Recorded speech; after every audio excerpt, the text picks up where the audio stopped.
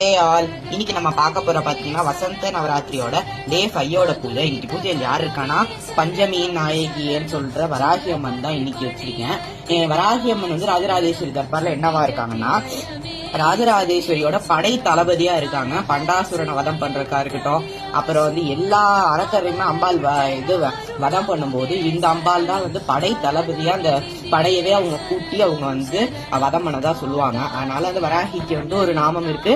லலிதா சஹஸ்ரநாமத்துல விசுப்ர பிராணஹரண வாராகி வீரிய நந்திதான்னு ஒரு நாமமும், அப்புறம் வந்து கிரிச்சக்கர ரதாரூட தண்டநாதா புரஸ்கிருதா அப்படின்ற ஒரு நாமம் தான் லலிதா சஹஸ்ரநாமத்துல இருக்கு. இன்னைக்கு இங்க வந்து அகிலாண்டேஸ்வரி மறுபடியும் வச்சிருக்கு. ஏன்னா வராகி அம்மனோட சக்தி பீடம் வந்து திருவானைக்கோயில் அகிலாண்டேஸ்வரி தான். அதனால இங்க அகிலாண்டேஸ்வரி வச்சு இன்னைக்கு வந்து 5வது நாள்னால வந்து வெண்தாமரை அம்பாளுக்கு வச்சிருக்கேன்.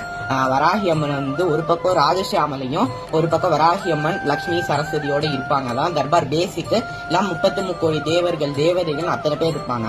அம்பாலோட கரும்பு வில்லன்னு வந்தவ தான் வந்து ராஜசியாமலா. வராகி அம்மன் எதுல இருந்து வந்தாங்கன்னா இந்த பூக்கொத்து வந்து பஞ்சபானம்னு சொல்லுவாங்க. இது வந்து பொக்கே மாதிரி 5 வகையான மலர் கணை இருக்கும். அந்த மலர்ல இருந்து வில் அம்பு, அது வந்து என்னன்னா வந்து கரும்பு வில் மலர் அம்புன்னு தான் சொல்லுவாங்க.